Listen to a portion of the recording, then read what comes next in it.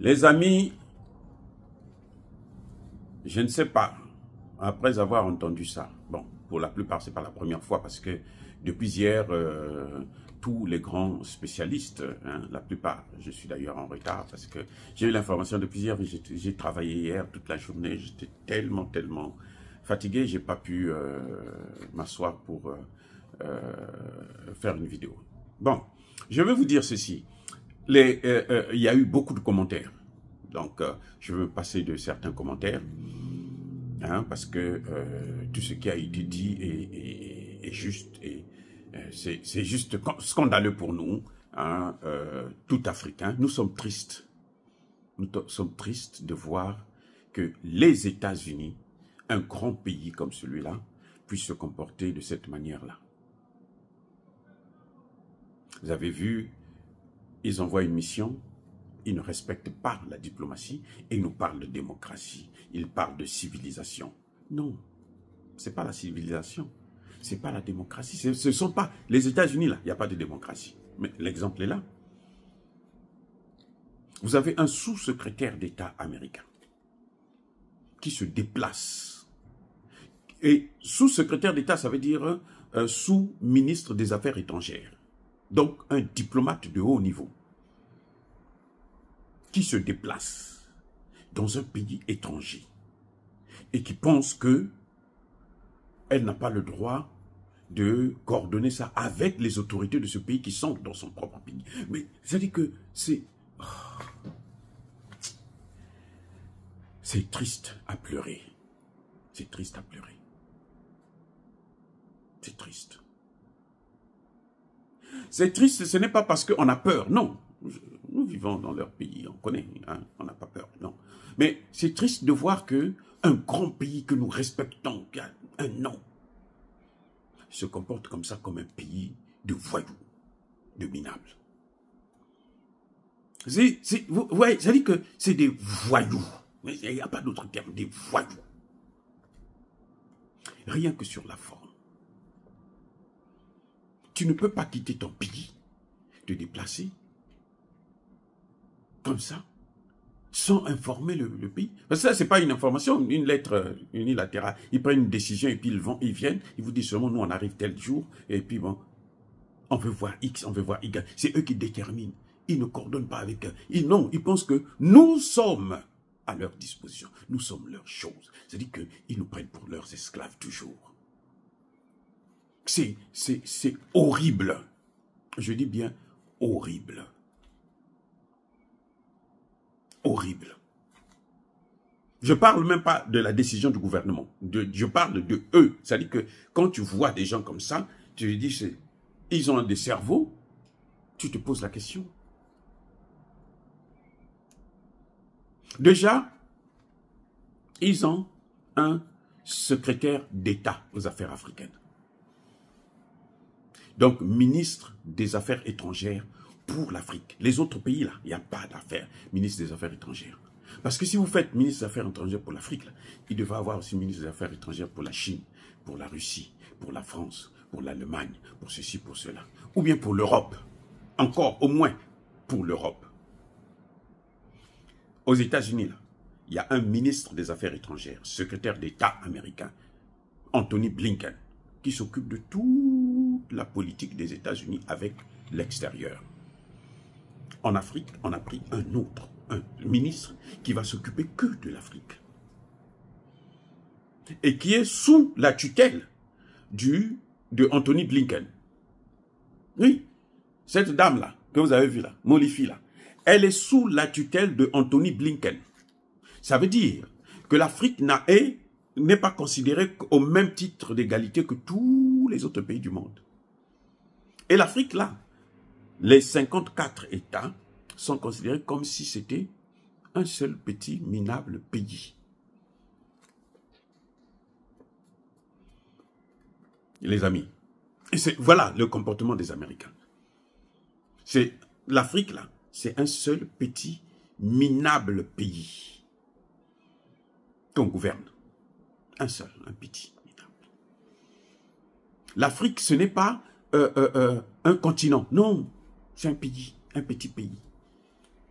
et qui est au-dessus de tous les autres pays du monde, y compris les pays baltes, comment on appelle ça, la Belgique. Donc, c'est rien du tout, quoi. Rien du tout. 30 millions de kilomètres carrés, 1 milliard 500 millions d'habitants, vous les prenez pour des choses, pour des animaux, pour des vauriens, comme s'ils étaient dans un parc. Là, ce que vous voyez là, c'est ça. C'est ce que ça signifie. Pas autre chose, c'est ce que cela signifie. Que eux là, ce sont nos choses à nous. Donc, on peut faire ce qu'on veut, personne ne va dire un mot.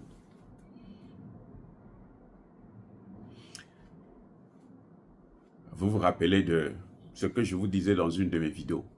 La plus grande base militaire américaine qui se trouve qu'on appelle la base Diego Garcia.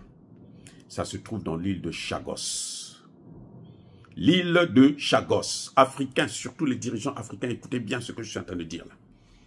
Cette île-là, elle était habitée des Noirs. Vous savez quoi? Ils ont rasé, massacré tous les Noirs. Les survivants, ce sont ceux qui avaient pris la fuite, qui étaient partis en exil avant qu'on extermine tout le monde. Et ils ont occupé tout le terrain, ils ont mis leur base américaine là-bas. Est-ce que vous allez me dire que ça c'est un pays qui respecte les droits de l'homme? Vous savez, c'est-à-dire que même en parler, j'ai la chair de poule, parce que c'est grave ce que font les Américains. Et j'ai honte d'être américain. Mais on n'a pas le choix. Puisque notre propre pays, le Congo là, dont tu parles, il ne te donne pas le visa, le passeport. Tout le temps, il vient vous dire, il n'y a pas de carton, il n'y a pas de... C'est juste parce qu'ils ne veulent pas vous donner le passeport. Alors que c'est un droit. Donc, on est obligé de prendre cette nationalité.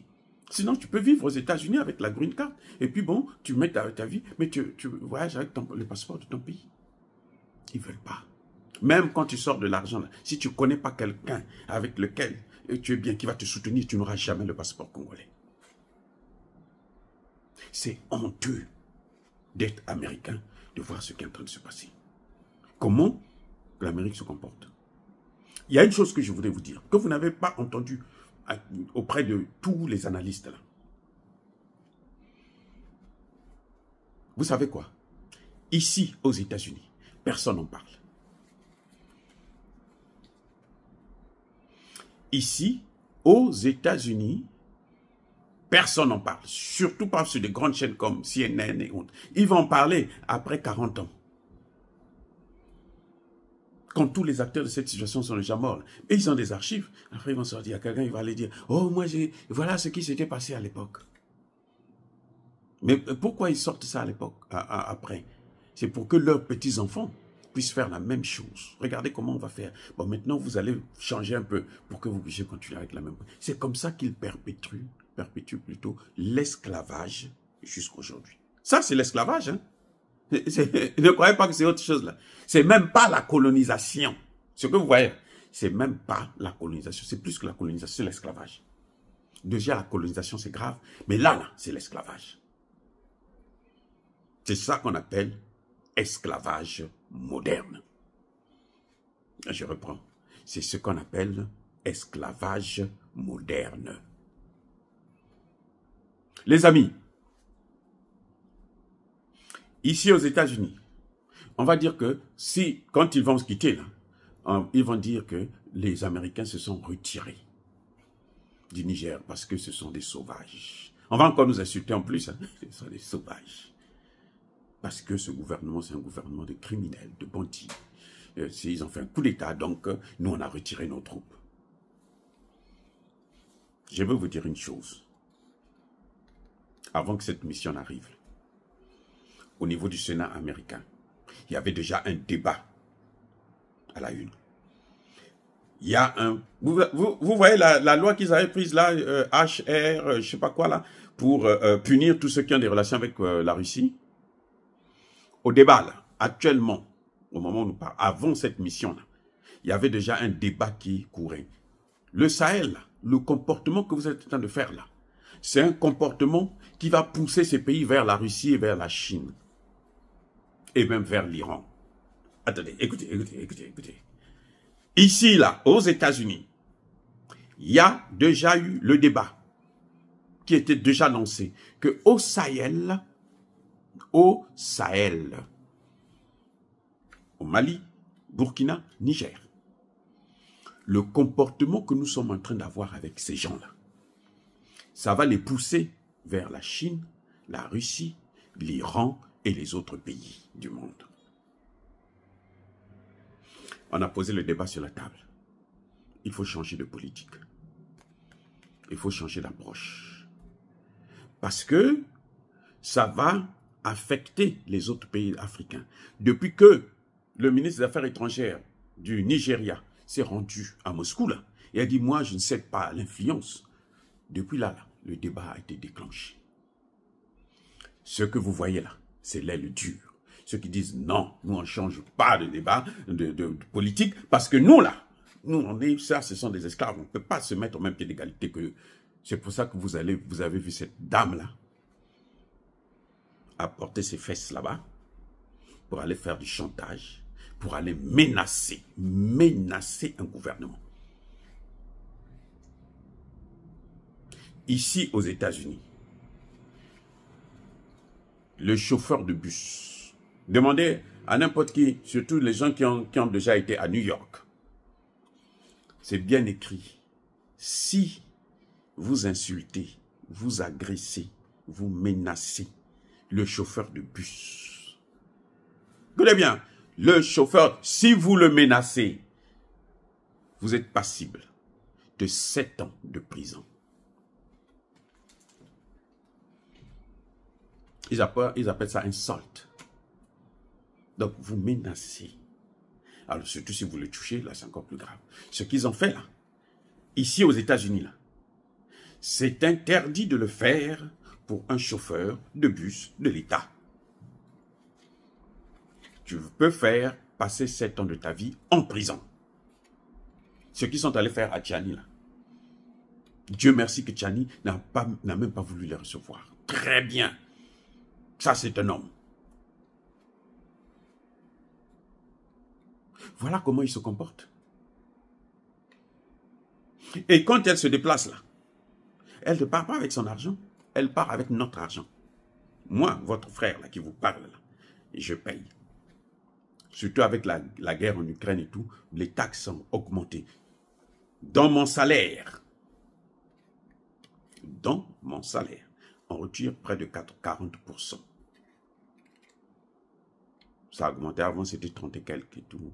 Maintenant c'est près de 40% qu'ils prennent. Pour faire quoi? Pour faire ce que vous êtes en train de voir là. Et vous pensez que moi en tant qu'Américain je vais être content de ça? Je dis non. C'est pour ça que je dénonce. C'est pour ça aussi que j'en parle. En politique, chacun a son intérêt. J'ai l'intérêt en Afrique, j'ai l'intérêt ici. Ici, je contribue, pas pour que on a tué mes frères et sœurs en Afrique. Que ce soit clair. Il y a un autre aspect qui est tellement choquant. Hein? D'abord, j'allais vous dire, la représentation. Vous avez eu la ministre sous-secrétaire d'État. Vous avez un haut responsable du ministère de la Défense.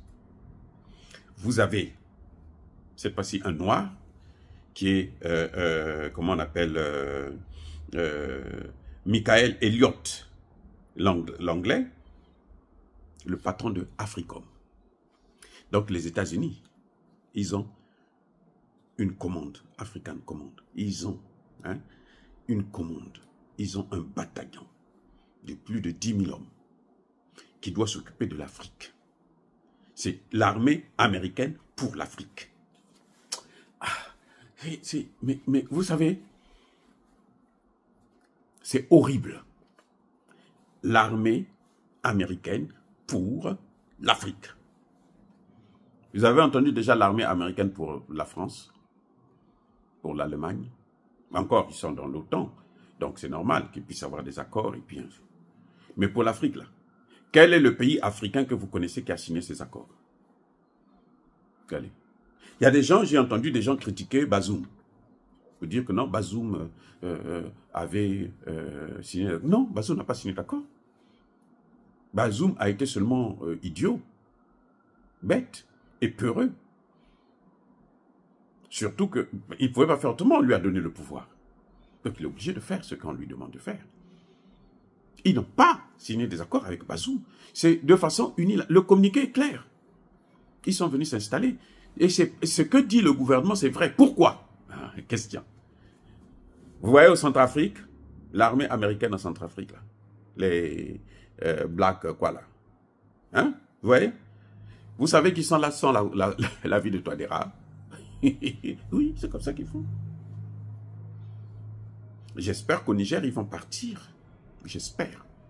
Mais il faut que la population se lève. Il faut que la population se mobilise. Comme ils ont fait avec les Français. Pour les faire partir. Parce que là, quand ça va tourner là-bas, là, ici, là, maintenant, nous, on va prendre le relais. Pour parler. Il dit, regardez comment ils sont en train de faire dans nos pays. Nos parents. Nous, on ne vous paye pas pour rien. C'est ça le deal. Voilà l'enjeu. Parce que si on laisse Tiani seul, ça va être difficile. Parce que là, quand ils sont revenus là en colère. Ils sont revenus là pour préparer un coup d'État. Qu'ils avaient déjà commencé à préparer depuis longtemps. C'est parce qu'ils n'arrivent pas, c'est tout. Il faut le savoir. Bref. Donc vous voyez, on a affaire à des bandits internationaux. Un gang. Regardez ce qu'ils ont fait en Haïti. Haïti, là, ils sont en train de prendre. Ils ont tout fait là. Ils ont pris le président. Ils ont amené à Porto Rico. Ils disent Porto Rico. Mais Porto Rico, c'est les États-Unis. Porto Rico, c'est les États-Unis. Maintenant, les médias disent non. Il n'est pas aux États-Unis, il est à Porto Rico. Mais Porto Rico, les Portoricains, là, ils se déplacent avec un passeport américain. Ils naissent avec, on leur donne une carte, un acte de naissance américain. Porto Rico, c'est ça.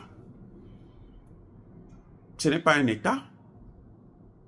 Ils peuvent avoir un statut spécial, mais c'est les États-Unis.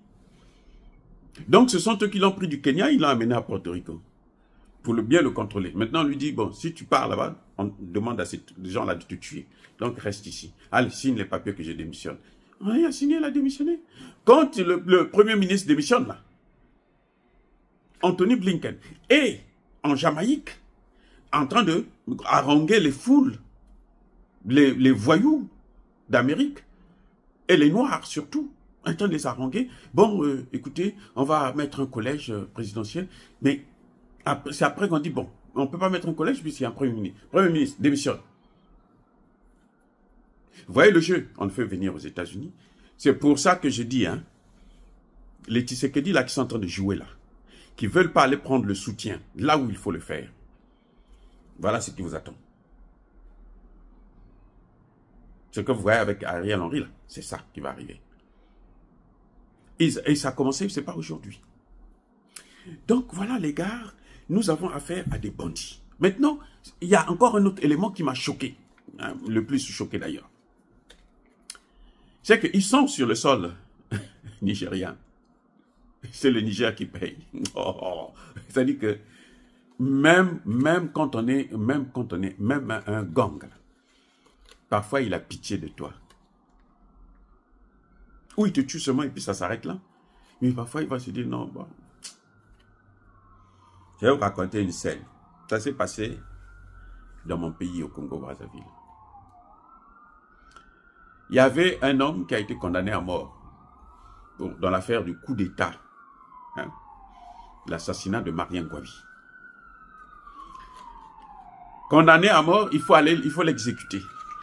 On le prend, on l'amène à l'abattoir. Le gars a pleuré, il pleurait tellement,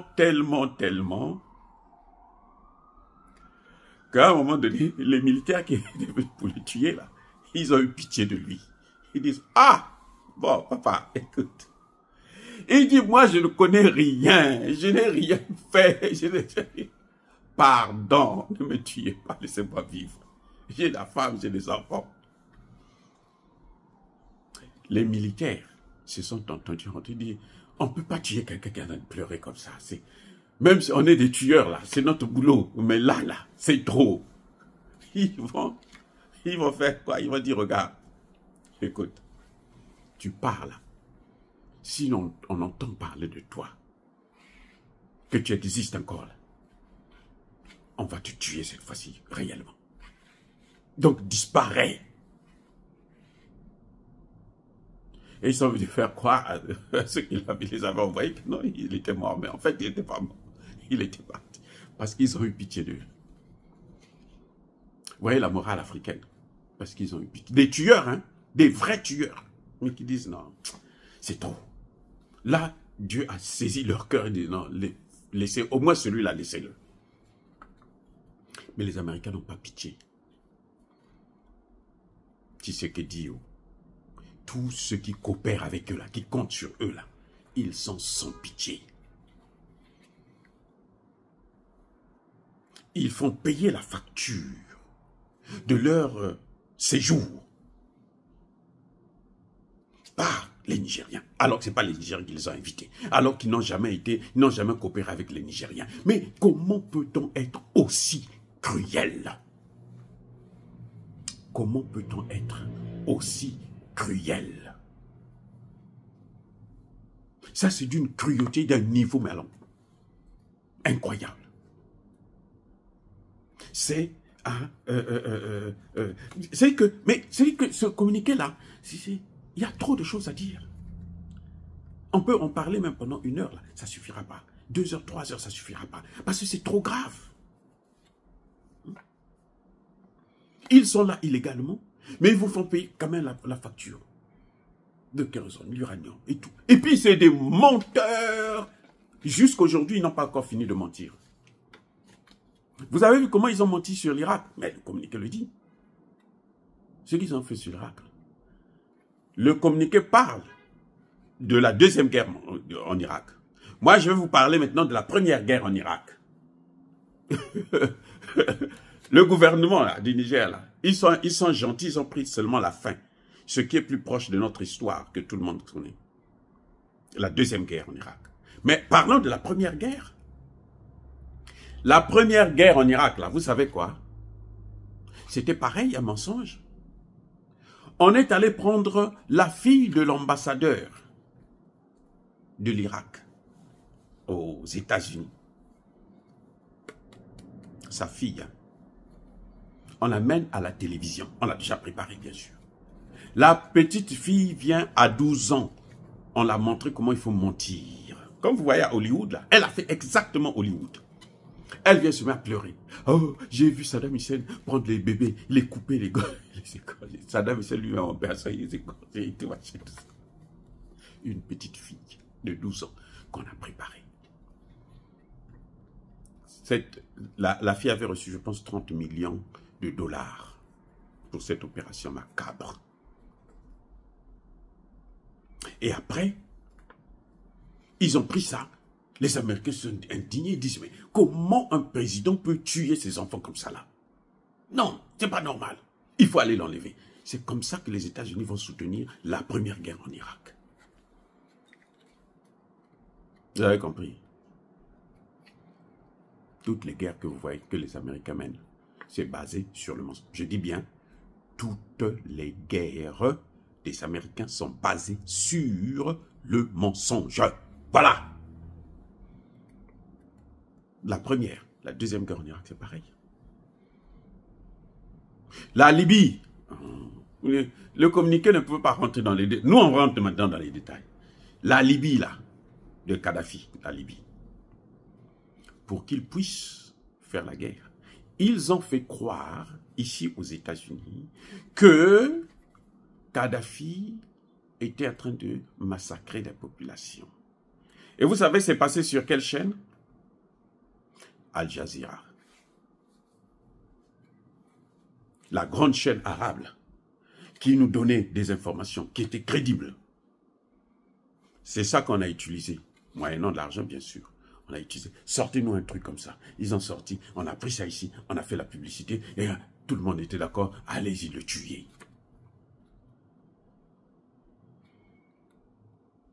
Dans les 2 cas que je venais de citer, la 1re guerre en Irak, on a demandé, on a posé la question au secrétaire d'État américain, la secrétaire d'État américaine.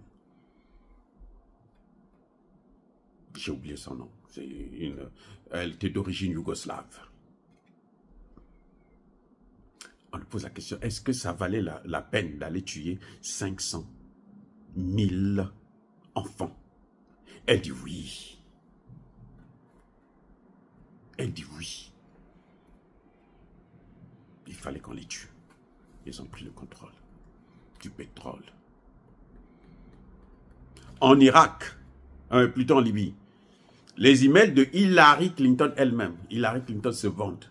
Nous avons tué Kadhafi parce que on l'a neutralisé parce qu'il voulait créer une monnaie. Ça allait affaiblir le dollar, ça allait affaiblir l'euro, ça allait affaiblir le CFA. Donc il fallait l'écarter, il fallait lui arracher sa vie. Voilà comment il raisonne. Sur la base d'un mensonge. Quand ils sont en train de demander au Conseil de sécurité de l'ONU, sur la Libye là, bon, nous on veut juste protéger, hein, on ne va pas bombarder, non. Nous, on va seulement mettre des avions. Si on voit l'avion de Kadhafi monter pour aller tuer les gens, on là-bas. Ok. Mais comme il n'y avait pas d'avion pour eux qui faisaient ça, les avions de Kadhafi ne faisaient pas, ils n'étaient pas en guerre. On prend 200 personnes, 300 personnes, on les mobilise, on leur donne de l'argent, ils viennent avec des pancartes, Kadhafi, Kadhafi, Kadhafi, à Benghazi, et on dit que non, la population est sortie. Les Libyens, là, c'était le pays qui avait le meilleur niveau de vie au monde. Donc, pendant qu'ils sont en train de discuter au Conseil de sécurité, ils ont déjà préparé l'intervention, tous les avions sont là. Le Conseil de sécurité dit, bon, allez-y protéger, on ne veut pas entendre des coups de feu. Oh, d'accord. Le soir même, là, quelques heures plus tard, les bombardements ont commencé. Donc, le Conseil de sécurité est saisi après qu'ils étaient déjà prêts à bombarder, à détruire la Libye. Ils viennent nous donner des leçons de droits de l'homme, de démocratie, de ceci, de cela. Mais dites-moi, vous-même, je veux pas... Mais attendez, mais il y a trop de choses là. Il y a trop de choses. C'est trop, c'est incroyable qu'un pays puisse être aussi méchant que ça. Ils sont là-bas, là.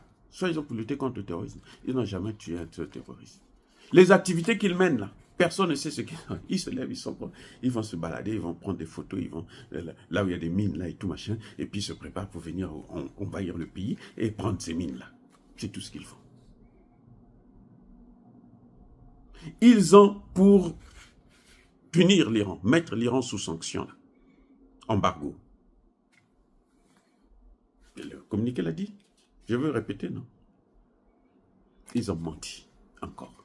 C'est des menteurs, c'est-à-dire qu'ils ont le mensonge dans le sang. Ils naissent menteurs. Ils grandissent et meurent menteurs. Dites-moi, dans quoi ils ont dit la vérité? Dans quoi? Dans quoi? Citez-moi un seul cas où ils ont dit la vérité. Je ne veux pas parler de l'Ukraine parce que ça va être trop... Bien-aimés frères et sœurs, nous saluons le courage du général Tchani et de son gouvernement. C'est tout ce que qu'il me reste à dire. Nous appelons la population du Sahel et notamment nos frères et sœurs du Niger d'être très vigilants et de se mobiliser, de continuer la mobilisation pour le départ de ces bandits du Niger. Ils n'ont qu'à quitter le Niger. Parce que ce sont des bandits. Ils n'ont qu'à aller en Côte d'Ivoire. Comme ça, quand Ouattara va partir, Ouattara va partir avec eux. Bazoum est parti, non? Bazoum est en train de partir, c'est pas avec tous ces hommes? Ouattara aussi, ça va être là. Donc, tout ce que vous voyez là, en Côte d'Ivoire, les agitations là, c'est pas pour longtemps. Dire cela, c'est inciter à la haine ou à la violence, non. Nous voulons seulement qu'on ne puisse plus continuer à nous prendre pour des esclaves. Soyez bénis, abondamment bénis par le Dieu des Kémites et par nos ancêtres angélisés. Je suis triste de voir qu'un grand pays que nous avons toujours respecté puisse être en fait un pays de voyous, de bandits, de brigands, de dangereux criminels. Regardez. Et ce que vous voyez là, ce sont des milliers de gens qui sont morts à cause de leur faute. Le terrorisme là, qui a amené le terrorisme au Niger? Qui a amené le terrorisme au Niger? C'est Tchani qui a amené le terrorisme. Mais ce sont les mêmes. Ce sont les mêmes. Par la Libye. Et on les a pris, on les a fait traverser. Soit d'autres sont venus directement, d'autres sont passés pour aller au Mali là, par l'Algérie. Cette même Algérie qui aujourd'hui veut faire la guerre. Elle aussi, elle se prépare pour faire la guerre contre le Mali. Soyez bénis, abondamment bénis par le Dieu de Kémit et par nos ancêtres angélisés. Mais que tous ceux qui persécutent le continent africain, le pillent et le déstabilisent, qu'ils soient noirs, blancs, chinois, arabes, indiens, juifs, qui qu'ils soient punis, maudits, foudroyés, neutralisés, écrasés, effacés par le Dieu de Kémit et par nos ancêtres angélisés. Vive l'Afrique éternelle, je dis et j'assume.